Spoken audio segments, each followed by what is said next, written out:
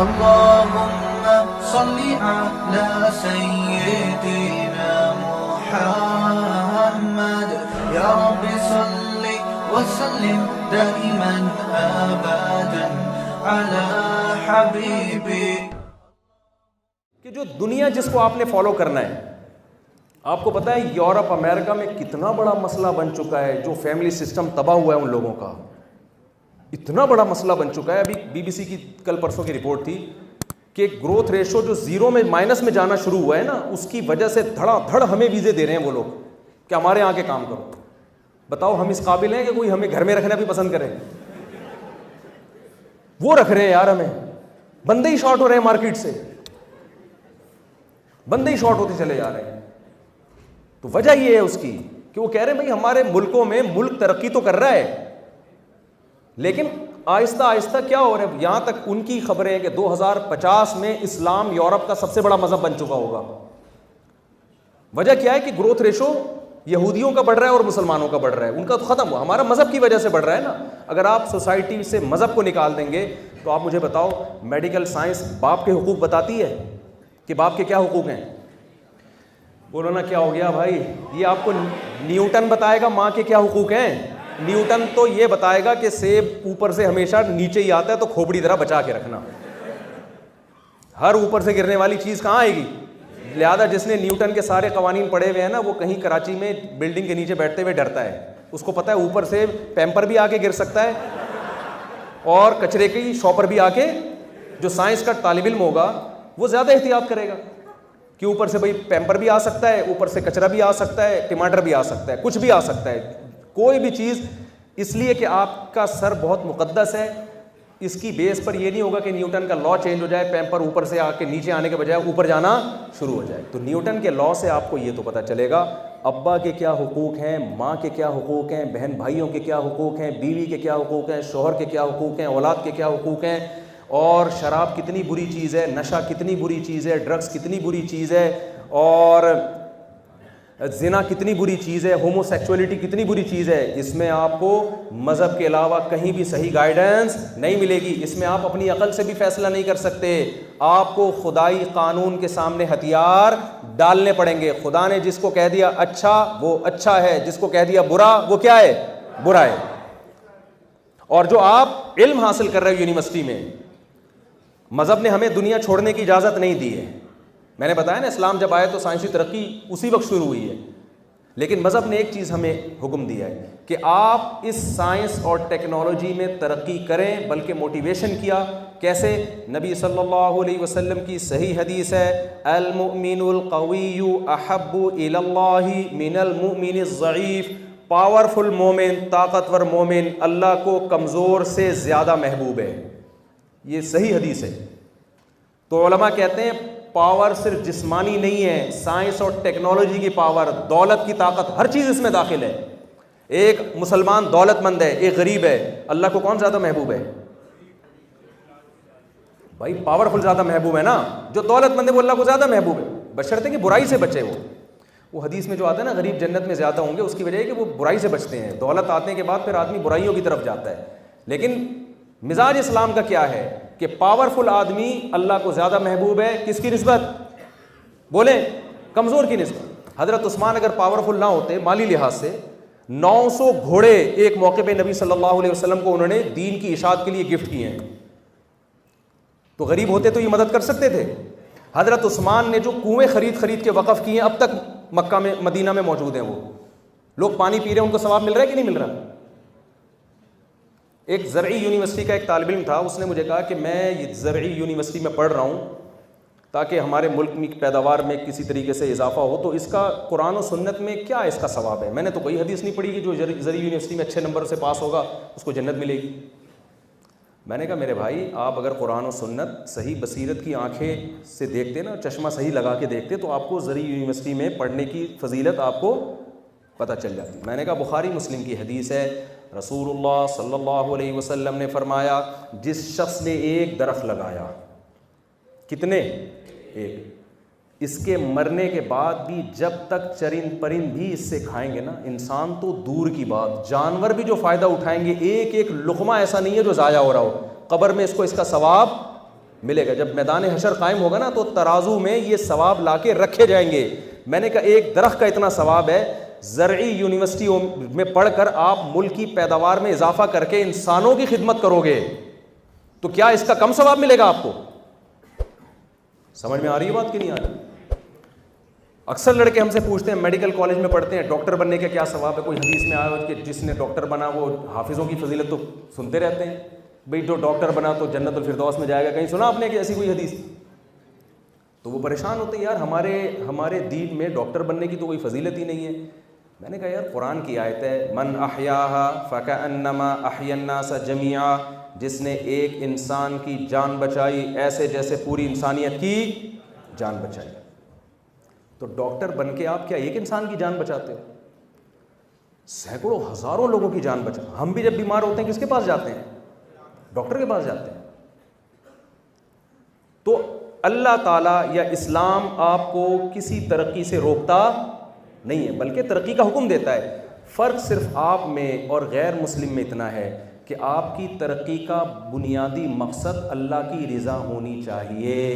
दुनिया आपकी तरक्की का मकसद नहीं। दुनिया मिलेगी ज़िम्नन, गरीबी में, वो भी मिलेगी अल्लाह की तरफ से, इज़्ज़त भी मिलेगी, शोहरत भी मिलेगी, पैसा भी मिलेगा। हदफ आपका ना इज़्ज़त हो, ना शोहरत हो, ना पैसा हो। आपका हदफ क्या होना चाहिए? आखिरत। आप अगर डॉक्टर बन रहे हो, आपकी नीयत ये होनी चाहिए मैं इंसानों की जान बचाऊंगा।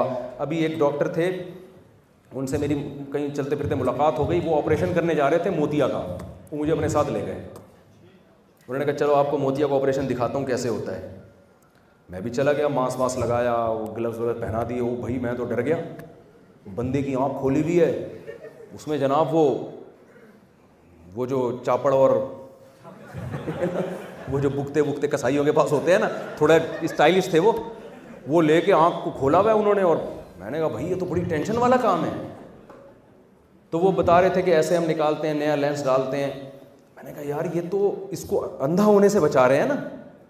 मैंने कहा ये तो बड़ी खिदमत। उन्होंने कहा मैं कैंप लगाता हूँ अंदरून सिंध गरीब इलाकों में, रोज़ाना हम एक वक्त में 100 गरीबों का ऑपरेशन हमने किया है। मैंने कहा डॉक्टर साहब जन्नत आप कमा गए। आप बताओ किसी इंसान की बीनाई को बहाल कर देना कितना बड़ा, यानी कुत्ते को पानी पिलाने पर अल्लाह की तरफ से बख्शिश हो गई। एक सही बुखारी की हदीस है। एक शख्स बताओ आंखों से बड़ी कोई नेमत हो सकती है? अल्लाह ना करे मेरी आंखें ज़ाया होने लगे और एक डॉक्टर के मैं ऑपरेशन करके आपकी आंखों को बचा लूंगा, मैं तो सारी जिंदगी उस डॉक्टर का गुलाम बन जाऊंगा। मैंने कहा डॉक्टर साहब अगर आपकी नीयत अल्लाह की रज़ा है, नीयत क्या कर लो?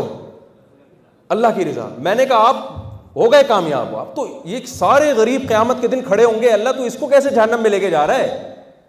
नबी सल्लल्लाहु अलैहि वसल्लम ने फरमाया, हदीस का मफहूम है कुछ लोगों पर ना जहन्नम वाजिब हो चुकी होगी, कुछ लोग आके खड़े हो जाएंगे बीच में जो उनको ले जाने से रोक देंगे। नबी सल्लल्लाहु अलैहि वसल्लम ने फरमाया जिसने 3 बेटियों की कफालत की, कुन्ना लहु हिरज़म मिनन नार, बेटियों की कफालत की ना, लोग नाक मुंह चढ़ाते हैं बेटियां जब पैदा होती हैं, तो ये खुश हुआ बेटियों की पैदाइश पे, नाक मुंह नहीं बनाया इसने, खुशी से उनकी तरबियत की, बर वक्त अच्छी तालीम दी, फिर उनको अच्छी जगह निकाह किया। तो आपने फरमाया कि कुन्ना लहु हिरज़म मिनन नार, अगर किसी बदअमली की वजह से ये जहन्नम में जाने भी लगेगा ना तो वो बेटियां इसके और जहन्नम के दरमियान दीवार बन जाएंगी। पता चलता है कि जिसकी भी आप खिदमत करते हो ना, क़यामत के दिन वो आपको ऐसे छोड़ेगा। यहां तो पी जाते हैं लोग कर्जा लेके गायब, यहां तो बहुत होता है, लेकिन आखिरत में ऐसा नहीं होगा, तो छोड़ेगा नहीं वो। तो अगर आप इसलिए इल्म हासिल कर रहे हो कि इंसानियत की खिदमत करो, अपने मुल्क की तरक्की का जरिया बनो। एक होता है किसी फर्द वाहिद की खिदमत, एक होता है पूरी नेशन की खिदमत। एक इंसान की खिदमत का सवाब है तो नेशन की खिदमत का सवाब नहीं होगा। ये मैं इसलिए इतनी डिटेल में बता रहा हूँ कि आज यूनिवर्सिटी में कोई लड़का या लड़की दीनदार बने ना तो वो एजुकेशन से पीछे होना शुरू, जितना नेक होगा उतना पढ़ाई में पीछे। तो ये गलत है, ये मजहब की तालीमात नहीं है। तो आपका हदफ क्या होना चाहिए भाई? ना आपने दुनिया छोड़, हाँ उस शोबे को कभी भी इख्तियार नहीं करना जो अल्लाह की नज़र में नाजायज़ और हराम है। कारोबार की शरीयत में फजीलत है, हमारे नबी ने तिजारत की, सहाबा ताजिर थे, लेकिन आप चर्च का बिज़नेस करना शुरू कर दो, शराब का बिज़नेस करना शुरू कर दो, तो इसमें आप कामयाब होगे, करोड़पति बन जाओगे। दुनिया कहेगी कामयाब आदमी, अल्लाह कहेगा ये वो वाली कामयाबी जो किसके पास थी भाई? कारून के पास थी। अल्लाह की नज़र में वो सक्सेस और है, हमारी नज़र में सक्सेस की डेफिनेशन और। समझते होगे नहीं समझते? तो इसलिए दो बातें बस समेट रहा हूँ अपने बयान को, दो बातें क्लियर करें। नंबर एक, हम पैदा इसलिए हुए हैं आजमाइश के लिए। अल्लाह देखना चाहता है तुम में कौन अच्छा बन के आता है और कौन बुरा बन के आता है। और अच्छे को इस्लाम से पूछना पड़ेगा कि इस्लाम की नज़र में अच्छा किसे कहते हैं, महल्ले वालों से नहीं पूछना पड़ेगा। आपके दोस्त कह सकते हैं आप अच्छे हैं, हो सकता है माँ बाप कहें आप अच्छे नहीं हैं, आपके गर्लफ्रेंड कहेगी आप अच्छे, बीवी कहेगी अच्छे। देखो आपके ना बहुत अच्छे ताल्लुकात हैं, जितनी लड़कियां आपसे मिलती हैं हंस हंस के बात करते हैं, आप बहुत खूबसूरत आपका एटीट्यूड है, बेगम को ये बात अच्छी लगती है? लोग तो कहेंगे, सब कहेंगे बहुत अच्छे अखलाक का है माशाल्लाह, हर एक से अच्छी तरह बात करते हैं। बेगम कहेगी एक नंबर का, माजरत के साथ एब्यूजिव लैंग्वेज इस्तेमाल करो, एक नंबर का ठरकी है मेरा मियाँ, कहेगी कि नहीं कहेगी? तो अब क़यामत के दिन अल्लाह बीवी की नज़र में आपको अच्छा देखना चाहेगा, महल्ले की आंटियों की नज़र में? वो जो जिसको कहेगी ना उसको अल्लाह कहेगा भाई ये जब अच्छा नहीं मान रही है तो महल्ले वालों से नहीं होता। तो आपके माँ बाप अगर आपको अच्छा कहेंगे तो अल्लाह अच्छा कहेगा। पड़ोसी तो बात की चीज़ है। तो हमारे यहाँ रिलेशन, अच्छा टीचर का एहतराम भी इस्लाम में बहुत ज़्यादा है। हम लोग चूँकि मगरिबी दुनिया से मुतासिर हैं तो हमारे यहाँ आहिस्ता आहिस्ता, पहले अंग्रेज़ों के यहाँ तो सबसे पहले टीचर गए, टीचरों का एहतराम ख़त्म, फिर उनके यहाँ आहिस्ता आहिस्ता भाई बहनों का रिश्ता ख़त्म हुआ, फिर आहिस्ता आहिस्ता अब्बा मार्केट से क्या हुए, अब अंग्रेज़ों में जाके पूछना पड़ता है। पहले तो हमारे यहाँ पूछते हैं आपके वालिद साहब खैरियत से, कहते हैं हाँ जी खैरियत से। गोरे के ऐसे नहीं, आपके वालिद साहब हैं? अगर वो कहें हाँ हैं, फिर आपको खैरियत से हैं, समझ रहे हैं ना? तो ये एक स्टेप आ गया। ये निकाह ना होने का नतीजा। मैं जो इतना निकाह पे चीखता हूँ ना कि निकाह करो बर वक्त, इसलिए कि अंजाम हमें भी वही नज़र आ रहा है।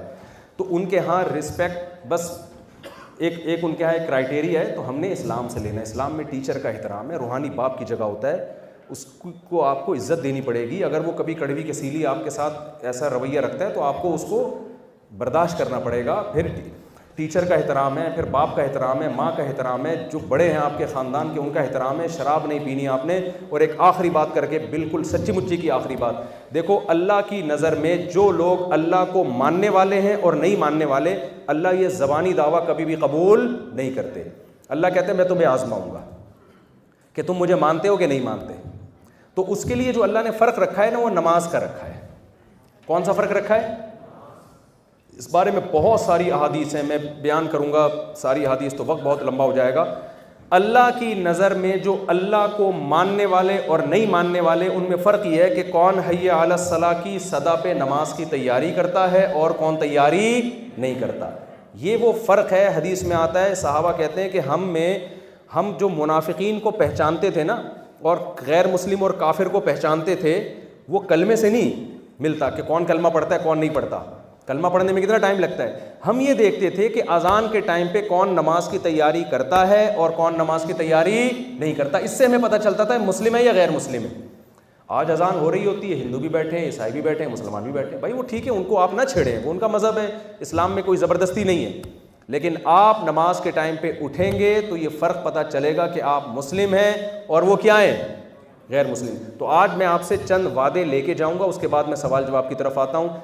पहला, जितने भी यहाँ लड़कियाँ बैठी हुई हैं, आंटी तो किसी ने एक दिन खातून को कह दी आंटी, तो उसकी आंटी होगा तेरा बाप, तो इतना गुस्सा आया। तो जितनी भी यहाँ लड़कियाँ बैठी हुई हैं और जितने भी यहाँ लड़के बैठे हुए हैं, आज से एक अज़म करो, कभी भी नमाज को ज़ाया नहीं। देखो अच्छा बनना है ना, तो अल्लाह की नज़र में बेनमाजी अच्छा है या नमाजी अच्छा है? हमने तो अल्लाह की नज़र में अच्छा बनना है ना। तो अल्लाह की नज़र में अच्छे की जो मरने के बाद फिर इसका बदला मिलेगा आपको, दुनिया में भी मिलेगा, सिर्फ मरने के बाद नहीं मिलता।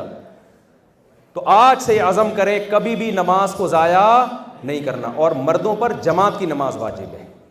और मैं यहाँ इंतज़ामिया से कहूँगा कि जो मस्जिद है ना, उसमें ख़वातीन का भी इंतज़ाम करें आप। अब ज़माना बहुत चेंज हो चुका है, हर फील्ड में ख़वातीन है, मस्जिद से भगा रहे हैं उनको कि यहाँ आएंगी तो फितने का अंदेशा होगा। ओ भाई, वो वंस अपॉन अ टाइम ये फतवा किसी वजह से दिया गया था, अब वो माहौल नहीं है। हम मलेशिया गए हैं, सारी दुनिया में, सऊदी अरब में हर जगह ख़वातीन के लिए भी इंतज़ाम होता है। तो मैं मैनेजमेंट से कहूँगा भाई मस्जिद ही में एक पर्दे के साथ ख़वातीन का भी इंतज़ाम किया जाए, उनको भी तो मोटिवेशन मिले ना। कोई इज्तिमाई सतह पे कोई काम आसान होता है, इंडिविजुअली तौर पे करना मुश्किल होता है। तो आज़म करते हैं नहीं करते भाई, नमाज कभी भी ज़ाया नहीं करनी। इधर हाथ खड़ा करके इरादा तो करें ना, ताकि बयान का कोई फ़ायदा तो अल्हम्दुलिल्लाह जज़ा। अगर कभी गलती से क़ज़ा हो जाए तो तौबा इस्तिग़फ़ार करनी है और उसको फ़ौरन अदा करना है, क़ज़ा होने नहीं देना, नमाज की कोई माफ़ी नहीं। दूसरा काम, जितने यहाँ हजरात बैठे हुए हैं, नशे के करीब कभी भी, नशा इस्लाम में हलाल है हराम है? अल्लाह की नज़र में नशा करने वाला अच्छा या नशे से बचने वाला अच्छा? बचने वाला अच्छा।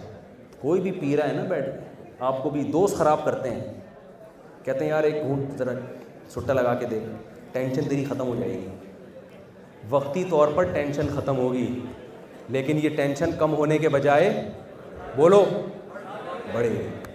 कभी भी नशे के ज़रिए टेंशन ख़त्म करने की कोशिश मत करो। देखो खुदा ने जिस चीज़ को हराम कह दिया उसमें कैसे फ़ायदा हो सकता है यार, कभी भी करीब ना जाओ। हमें देखो कितनी टेंशनों में अल्लाह ताला बचा के रखे सब मुसलमानों को। कितने मेरे काम हैं और अल्हम्दुलिल्लाह आप सबको पता ही है, मेरे इतने साले हैं ना, मेरे होलसेल के हिसाब से साले हैं। आप बताओ, एक साला टेंशन देने के लिए काफ़ी है या नहीं है? आप बताओ, एक साला। मुझसे जब लोग पूछते हैं कि मुफ्ती साहब आप अपने ससुर को भी लाइएगा, मैं कहता हूं कौन से वाले? आपसे कोई पूछता है? तो आप बताओ, हमारे तो कितनी मसाइल हैं कि नहीं है?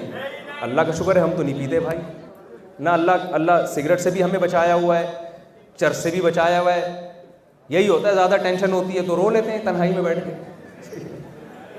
सो जाए आप।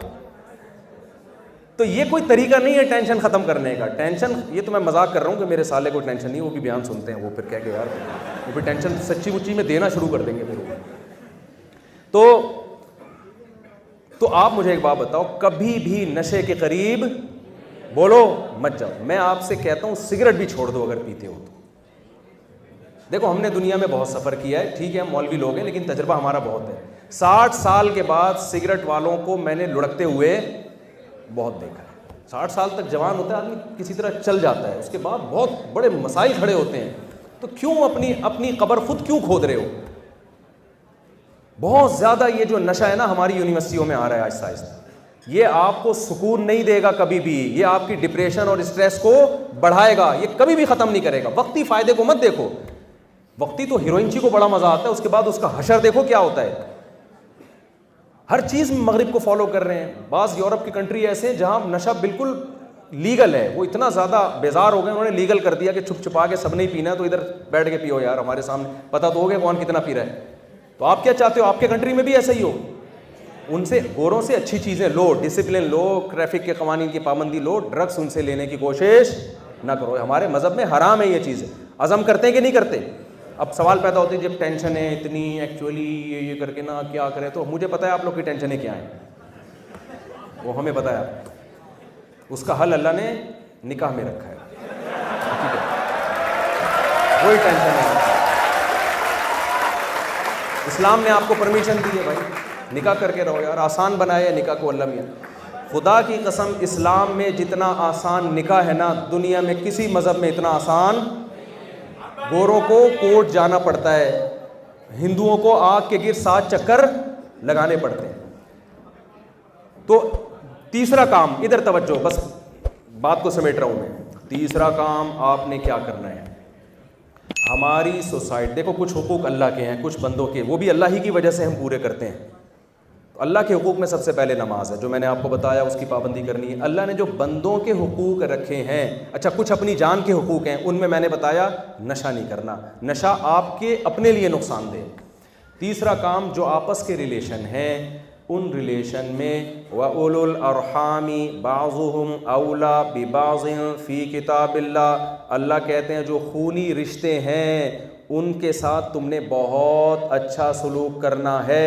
जो खूनी रिश्ते नहीं हैं उनके साथ भी करना है, लेकिन खूनी रिश्तों के बाद। अब्बा पहले, दोस्त बाद में। आज दोस्त की नाराज़ी की फ़िक्र होती है, अब्बा और अम्मा की नाराज़ी की फ़िक्र बोलो नहीं होती। देखो, आप नमाज़ पढ़ रहे हो, आपकी वालदा ने आपको आवाज़ दी, इस्लाम कहता है नमाज तोड़ के उनकी पुकार का जवाब दो।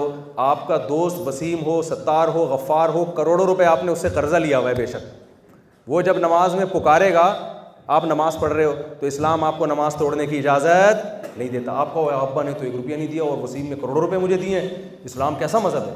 इस्लाम कहता है भाई अब्बा के मुकाबले में वो शख्स नहीं है। बाप पहले, माँ पहले, माँ बाप पहले, बाकी बाद में। माँ बाप में दादा दादी नाना नानी भी दाखिल हैं। समझ रहे हो कि नहीं समझ रहे? और दूसरी बात और आखिरी बात कि जिस फील्ड में आप हो ना, जो एजुकेशन जो हासिल कर रहे हो आप, ये आप अपने दिमाग से निकाल दें कि अगर हमने इसमें मेहनत नहीं की तो अल्लाह हमसे खुश होगा। रसूलुल्लाह सल्लल्लाहु अलैहि वसल्लम ने फरमाया, बल्कि ये तो कुरान की आयतें हैं, वैलुल लिल मुतफ्फिफीन अल्लज़ीना इज़ा इक्तालू अलन नासी यस्तौफून व इज़ा कालूहुम औ वज़नूहुम युखसिरून। तबाही है उन लोगों के लिए जो अपना हक लेने की बारी आती है तो पूरा पूरा हक लेते हैं, देने की बारी आती है तो उसमें डंडी मारते हैं। आपके माँ बाप ने आपको यहाँ एडमिशन दिलवाया, भारी भरकम फ़ीसें भर रहे हैं, आप घुन्ने बन के वो फ़ीसें लेके यूनिवर्सिटी में जमा करा रहे हैं, हक ले रहे हैं ना आप, लेकिन उनको आपसे तवक्कुआत है कि ये दिल लगा के पढ़ेगा, आप पढ़ाई पे तवज्जो नहीं दे रहे। तो यही आयतों का मिसदाक बन गए कि नहीं बन गए?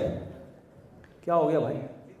मैं भी यूरोप के सफ़र पे गया ना, वहाँ मेरा पेरिस में बयान हुआ, वहाँ पता चला, रिपोर्ट ही आई कि वो बयान भी लोग सुनते हैं पाकिस्तानी, वो उन पाकिस्तानी की बात कर रहा हूँ जो बयान नहीं सुन रहे, कि रिपोर्ट ही आई कि सबसे ज़्यादा, बहुत अफसोस के साथ कहना पड़ रहा है, टैक्स जो है ना यहाँ हमारे मुल्कों के लोग वहाँ जाके चोरी करते हैं। वल्लाह आलम, अल्लाह करे गलत रिपोर्ट हुई है। मैंने उन लोगों से कहा, मैंने कहा देखो, सूरह यूसुफ में यूसुफ अलैहिस्सलाम ने, एक गैर मुस्लिम बादशाह था जिसकी रियासत में यूसुफ अलैहिस्सलाम रहते थे, तो यूसुफ अलैहिस्सलाम से कोई ऐसा काम करवाने का कहा गया जो मुनासिब नहीं था। उन्होंने कहा इन्नहु रब्बी अहसन मथवाया, जो मुल्क, जो रियासत का बादशाह है ना, इसने मेरे साथ बहुत अच्छा सलूक किया है, मैं उसके साथ कभी भी ख़यानत बोलो नहीं करूँ। हालांकि वो गैर मुस्लिम रियासत थी, बादशाह भी गैर मुस्लिम था। मैंने कहा पैगम्बरों की तालीमात तो ये हैं कि किसी मुल्क ने आपको अच्छा ठिकाना दिया तो वो उस मुल्क के अगेंस्ट नहीं जा रहे। तो आपको यहाँ पेरिस वालों ने नेशनैलिटी दे दी, इतना अच्छा ठिकाना दे दिया, गुर्बत महंगाई से बचा लिया आप लोगों को, तो आप इनके साथ बुरा सलूक मत करो, जो तमीज़ से जितना टैक्स बनता है अच्छे बच्चों की तरह दे दिया करो।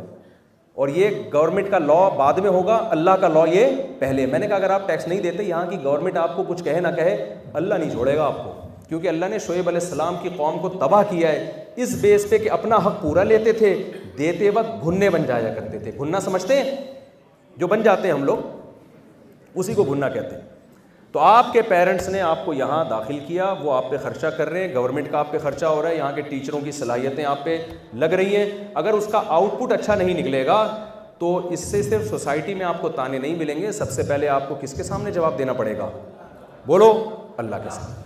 तो मैं इन्हीं अल्फाज के साथ अपनी बात को ख़त्म करता हूँ। अब आपको सक्सेस का मतलब भी समझ में आ गया होगा, और उस तक पहुँचने के बहुत सारे रास्ते हैं, वो फिर कभी दोबारा मुलाकात हुई तो इंशाअल्लाह उस पर हम बात करेंगे।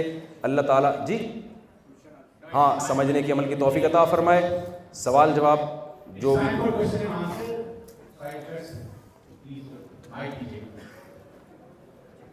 अच्छा, बयान मेरा 1.5 घंटे का हो गया, सॉरी।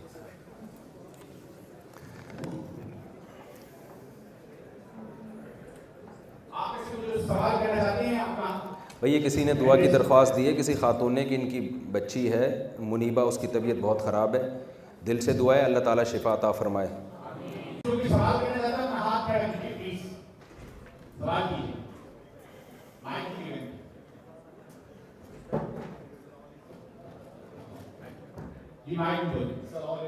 वालेकुम अस्सलाम।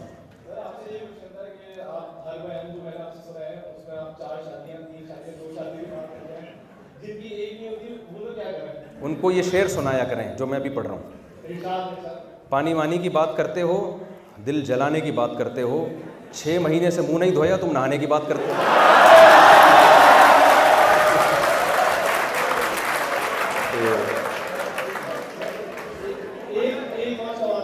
जी अभी जैसे आपने सिगरेट की बात की है, तो एक बयान में आपने ये बोला था कि सिगरेट जो है नशा नहीं होता, तो ये आप थोड़ा देखिए, नशे का मतलब एक तो नशा उसे कहते हैं पी के इंसान का दिमाग घूम जाए, सिगरेट पी के तो और सेट हो जाता है।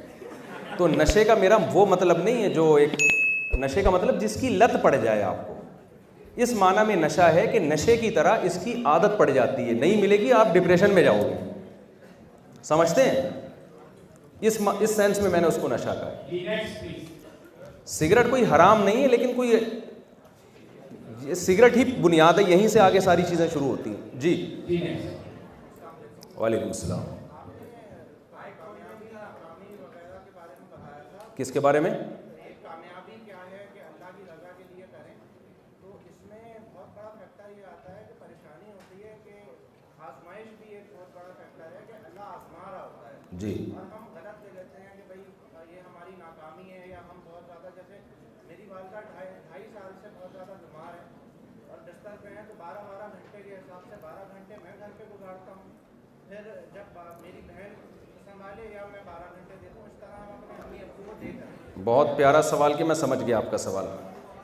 अगर बाहर की दुनिया में क्या कहती है, यार तुम दीन से दूर हो, तुम समझ नहीं, अब मैं अपनी कैफियत किसके पास लेके जाऊँ? कोई कहता है यार इलाज कराओ रूहानी, कोई नहीं रूहानी वानी कुछ नहीं इलाज होता, आपको समझ में। तुम नाकाम हो या आजमाइश है। इलाज जिस्मानी ही होता है। देखें, ये कह रहे हैं कि ये बहुत, जैसे इनकी वालदा को अल्लाह सेहत अता फरमाए, 12 घंटे ये होते हैं, 12 घंटे इनकी सिस्टर होती हैं, वालदा की खिदमत करती हैं। तो मैंने आपको बताया जब अल्लाह की रज़ा मकसद है तो यही कामयाबी है ना, बस और क्या चाहिए। तो ये 12 घंटे जो आप खिदमत कर रहे हो, ये कोई कम सवाब थोड़ी है। आप ये कह सकते हो आपने ज़िंदगी में एक हदफ बनाया, उसमें ये चीज़ रुकावट बन रही है, तो भाई हदफ अल्लाह की रज़ा बनाए ना आप, उस अल्लाह की रज़ा के लिए फिर आप रास्ते तलाश करें। इसकी मैं एक मिसाल देता हूँ। मेरे पास एक साहब का उनकी जो है ना, उनकी ज़िंदगी के एक कारगुजारी आई कि उन्होंने बड़ी ज़बरदस्त कामयाबी हासिल की और पैसा कमाया और करोड़पति बन गए, लेकिन उनकी लाइफ में ना बीवी के लिए वक्त, ना बच्चों के लिए वक्त, ना माँ के लिए वक्त, ना बाप के लिए वक्त। तो मैंने कहा यार, वो कहते हैं अगर भाई इनको टाइम देते तो इतने कामयाब होते कहाँ। तो वही बात है ना, वो कामयाबी का मफहूम ही नहीं समझे हैं। आपको अपने घर वालों को भी टाइम देना पड़ेगा, माँ बाप को भी टाइम देना पड़ेगा, ये सारे इन चीज़ों को फोकस करना पड़ेगा। फिर जो टाइम बचे तो वो आपको स्टडी में भी लगाना है, पैसा कमाने में भी लगाना है। तो जब आप अल्लाह को सामने रखकर ज़िंदगी गुजारते हैं तो फिर जैसे जैसे अल्लाह कह रहे हैं वैसे वैसे करते चले जाएं, कामयाब हैं आप। तो ये आपकी लाइफ अच्छी गुजर रही है, इसको टेंशन ना लें। जी जी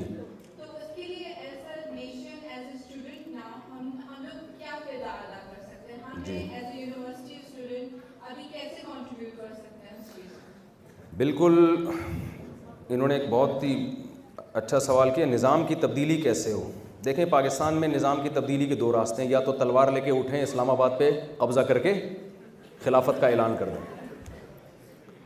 तो वो तरीका कहने में बहुत अच्छा लगता है, लेकिन इससे सिवाय खून खराबे के और मुल्क मज़ीद 2-3 हिस्सों में डिवाइड हो जाएगा, इसके अलावा कुछ भी हासिल नहीं होगा। आपका आइन आपके साथ है, आइन में ये बात लिखी हुई है कि सुपीरियर जो है वो खुदा है, ये आपके आइन की पहली शिक यही है, और कुरान और सुन्नत के अगेंस्ट कोई लॉ नहीं बनेगा। मसला सारा इम्प्लीमेंट का आता है कि जो इम्प्लीमेंट करने वाले लोग हैं वो गलत चीज़ को इस्लाम का लेबल लगा के चला देते हैं। तो अगर अच्छे लोग अपर लेवल पे जाएंगे तो अच्छे फैसले होंगे, बुरे लोग जाएंगे तो बुरे होंगे। अब अच्छे ऊपर जाने के दो तरीके हैं आपके पास, एक सियासत के तरीके पर, इलेक्शन में खड़े होकर आप सदर वज़ीर आज़म बन जाएं, वो मेरे और आपके बस की बात नहीं है। दूसरा तरीका है ब्यूरोक्रेसी में, इसमें हम जा सकते हैं ना, फ़ौज में अच्छे लोग जाएं, पुलिस में अच्छे लोग जाएं, अदलिया में अच्छे लोग जाएं। मैं अक्सर ये वाक़या बताता हूँ, लाहौर से एक साहब का फ़ोन आया कि जी लाहौर की हाई कोर्ट के जज ने एक बहुत ही गलत फ़ैसला दिया है और यूँ किया है, रिश्वत ली है वगैरह वगैरह। पुरानी बात है, कौन से जज हैं ये, आप कोई जज साहब कहेंगे आपने हमें करप्ट कह दिया, तो किसी को क्या पता मैं किस जज की बात कर रहा हूँ। तो उन्होंने कहा आप जज के ख़िलाफ़ बयान दें। मैंने कहा भाई मैं जज के ख़िलाफ़ बयान दूंगा तो मैं अंदर हो जाऊँगा, उसके बाद मैं दोबारा मज़ीद कोई बयान करने के काबिल नहीं बचूँगा, और पिट पिटा के जब मैं आऊँगा ना तो फिर मैं जज के फ़ज़ाइल ही सुना रहूँगा मिंबर पे बैठ के। हर बयान मेरा जज की तारीफ़ से शुरू हो के जज की। तो अब वो तरीका क्यों इख्तियार करो जो अफोर्ड नहीं कर सको। कह रहे हैं फिर तब्दीली कैसे आएगी। मैंने कहा आपके कितने बच्चे हैं? उन्होंने कहा 4 या 5 इस तरह। मैंने कहा एक बच्चे को आप सुप्रीम कोर्ट का जज बनाने का फैसला कर लें, क्या आप इन 5 में से एक को सुप्रीम कोर्ट का जज बनाएंगे तो तरबियत 5 की शुरू कर दें, कोई ना कोई तो बनेगा ना। 5 का आपने हदफ बनाना है कि इनको आपने सुप्रीम कोर्ट का अच्छा जज बनाना है, अभी से इनकी ट्रेनिंग शुरू कर दें आप। रिश्वत नहीं लेनी, इस्लाम के अगेंस्ट कोई कानून पास नहीं करना और मुल्क की खैरख्वाही में। तो मैंने कहा आप जैसे जब 25-30 लोग भी अगर ये विज़न बनाएंगे कि हमने अपने बच्चों को जज बनाना है, तो एक ना एक तो इंशाल्लाह पहुंचेगा ना वहाँ तक। तो कौम इस तरह से तो मुल्क में तब्दीली ला सकती है, इसके अलावा कोई और ऑप्शन आपके पास तब्दीली का नहीं है। सियासत में देख लिया ना हो क्या रहा है, वोट किसको पड़ते हैं, जीतता कौन है आपको पता है, मैं अब क्या बातें करूँ। जी जी जी वालेकुम सलाम। जी जी और आजकल हर किसी को बहुत गुस्सा आता है, जी। गुस्से में कैसे कंट्रोल किया जाए? देखिए गुस्सा आने की 2 बड़ी वजूहात हैं, एक इसकी रूहानी वजह भी होती है, मादी वजह भी होती है। मादी वजह तो ये है कि आपकी सेहत ही अच्छी नहीं है, आपकी नींद ही पूरी नहीं हो रही। जिस आदमी की नींद पूरी ना हो ना, वो बिला वजह खाम खामे ऐसा जैसे तवे पे बैठा हुआ है वो हर वक्त। खुराकें सही नहीं हैं, प्रॉपर आप डाइट ही नहीं ले रहे, आपकी एक्सरसाइज नहीं है, तो ये सब चीज़ें अच्छे भले बाखलाक आदमी को भी बदअखलाक बना दे। जब आपका लाइफ स्टाइल होगा ना, 12 बजे आप सो के उठेंगे। एक वो बहू गई ना किसी घर में, तो सास से पूछा कि आपकी बहू कैसी है, उसने कहा नालायक 12 बजे सो के उठती है। तो कहा आपका दामाद कैसा मिला, कितना अच्छा दामाद है, मेरी बेटी 12 बजे सो के उठती है, अल्लाह का शुक्र है, उसे कुछ नहीं कहता वो। तो हमारे यहाँ जो लाइफ स्टाइल है ना, वो हमें चिड़चिड़ा बना रहा है। आप मेरी मशवरे पर एक दफ़ा तजर्बा करें, जितने भी यहाँ लोग बैठे हुए हैं, सुबह आप 4-5 बजे उठें, एक्सरसाइज करें, देखें आपको सारा दिन गुस्सा ही नहीं आएगा इंशाल्लाह। सुबह टाइम पे उठें ना, इसका बड़ा फ़ायदा होगा। दूसरी कुछ चीज़ें हैं अदम बर्दाश्त। जब आखिरत का तसव्वुर नहीं होता ना कि मुझे गुस्सा पीने पे सवाब क्या मिलेगा, तो फिर गुस्सा पीता नहीं है इंसान, गुस्सा पार्सल कर देता है। हमारे यहाँ पार्सल का वैसे भी ख़ास इंतज़ाम हर दुकान पे मौजूद है। तो लोग क्या करते हैं, गुस्सा आ रहा है पार्सल कर दो अपने से कमज़ोर के ऊपर। कुरान ने ये बयान किया वल्काज़िमीन अल-गैज़, नेक लोगों की अलामतों में से एक बड़ी अलामत यह है कि वो गुस्से के कड़वे घूंट को पीते हैं। और फिर भी अगर ये गुस्सा ना छूटे ना, अपने आप को सज़ा दिया करें। जब गुस्सा आए गलत, बाज़ दफ़ा सही गुस्सा भी आता है, वो नेचर है इंसान की, अल्लाह मियाँ ने रखा है इसलिए तो है ना कि कभी कभार आया भी करें, ताकि अगला आपके गुस्से से डर के आपको तंग ना करे। वरना तो अगर गुस्सा बिल्कुल ही ख़त्म हो जाए तो लोग हमें खा जाएं। तो जब गुस्सा आएगा आपने अपने आप को सज़ा देनी है। कुछ सदका कर दें, यार अब मैंने गुस्सा गलत किया है तो मैं 50 रुपये फ़ी सबीलिल्लाह सदका, ये अपने ऊपर पनिशमेंट होगी। तो आहिस्ता आहिस्ता गुस्सा मार्केट से क्या होना शुरू होगा, शॉर्ट। एक गुस्से के 50 रुपये देने पड़ रहे हैं आपको, तो फिर आप बिजनेस करेंगे, आप कहेंगे 50 रुपये बचा ले भाई, गुस्सा छोड़ दो। जी वालेकुम अस्सलाम। आपने अभी कामयाबी के मकसद को बताया जी। तो मेरा सवाल ये है, अक्सर तलबा जो है उस्ताद का एहतराम नहीं करते, तो इस पर आप बता दें कि अगर कोई शख्स जो उस्ताद का एहतराम नहीं करता तो उसमें इस्लाम की क्या हुक्म है, उसको क्या अज़ाब होगा, और अगर कोई कर रहा है तो उसमें क्या उसको मिलेगा? देखें उस्ताद रूहानी बाप होता है, तालीम दे रहा है आपको। तो नबी सल्लल्लाहु अलैहि वसल्लम का जो हमें एहतराम बताया गया है, तो क्या आप सल्लल्लाहु अलैहि वसल्लम से हमारा कोई जिस्मानी रिश्ता है? बोले ना। कुरान में ये हुक्म दिया ला तरफ़उ अस्वातकुम फ़ौक़ सौति नबी, ईमान वालों अपनी आवाज़ को नबी की आवाज़ से ऊंचा मत करो। क्यों? इसलिए कि आप सल्लल्लाहु अलैहि वसल्लम मुअल्लिम हैं। हदीस में आता है बुइस्तु मुअल्लिमन, अल्लाह ने मुझे टीचर बना के भेजा है। तो जिस वजह से हमें नबी सल्लल्लाहु अलैहि वसल्लम के एहतराम का हुक्म है, वो वजह आपका टीचर होना है। तो जो भी टीचर होगा उसका हमें इसी आयत की रोशनी में एहतराम करना पड़ेगा। फ़र्क ये कि नबी के और आम टीचर में फ़र्क है, लेकिन एहतराम तो इस आयत से साबित होता है कि नहीं होता। तो ये करना पड़ेगा आपको। लास्ट क्वेश्चन जी, लास्ट क्वेश्चन। दो क्वेश्चन, यस, 2 के पैसे होंगे जी।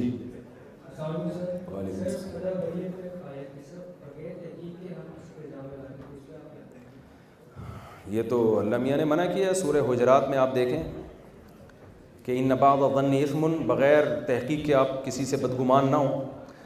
मुझे याद है हम बचपन में तबलीगी जमात में निकले। कुछ चीज़ें इंसान जब रहता है तो सीखता है। हमने एक साहब को देखा, हमारे सामने घर में आए और अंदर चले गए। हमने दरवाज़ा नॉक किया, बच्चा आया, हमने कहा कि बेटा अब्बू घर पे हैं, उन्होंने कहा नहीं है, हालांकि हमारे सामने गए थे। हमें हुआ कि यार ये तो बड़ी टोपियाँ करा रहे हैं, हमारे सामने गए। तो हमारे अमीर साहब ने कहा कि बदगुमानी जायज़ नहीं है, ऐन मुमकिन है आए हों और पतली गली से, पतली गली होती है ना, पीछे एक छोटा सा दरवाज़ा होता है, भाई हो सकता है आपके सामने आए हों और पीछे एक गली हो, पानी वानी पी के वहाँ से निकल गए हों। तो मुझे ये बड़ा अच्छा मैसेज मिला उनकी तरफ से कि देखो ये सिखाया जा रहा है कि जिस हद तक किसी के आप अच्छी लॉजिक पेश कर सकते हैं, उसके अमल को शरीयत कहती है आप उसमें अच्छा पहलू निकालें। हमारे यहाँ जितना अच्छे काम में भी उल्टा पहलू निकाला जा सकता है हम निकाल रहे होते हैं उसमें, ये गलत है बिल्कुल।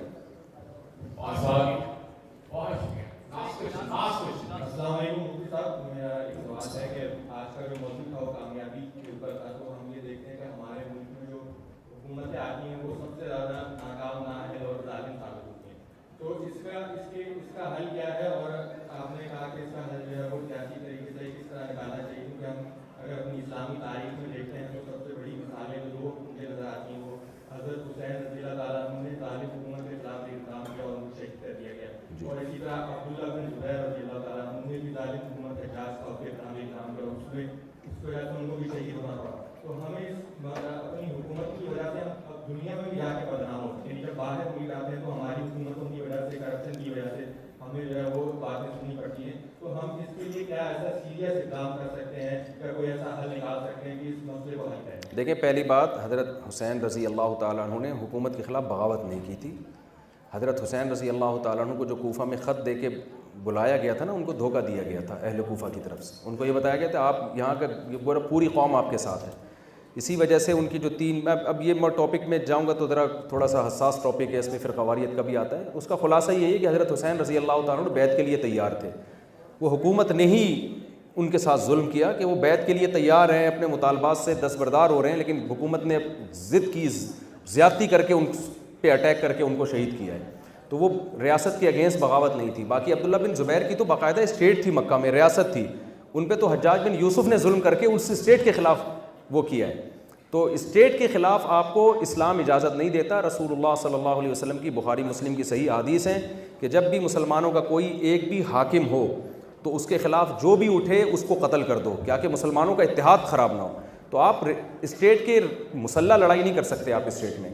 मैंने आपको बताया कि जैसे जामिया रशीद एक तरह पे मेहनत कर रहा है कि भाई दीन दुनिया दोनों तालीमात साथ लेके चल रहा है। होना ये चाहिए कि हमारी यूनिवर्सिटियों में 70% दीनी दुनियावी तालीम हो, 30% मज़हब भी हो, और हमारे दीनी मदरसों में 70% मज़हबी तालीम हो, 30% दुनियावी तालीम भी हो, ताकि ये जो गैप बढ़ रहा है ना ये ख़त्म हो।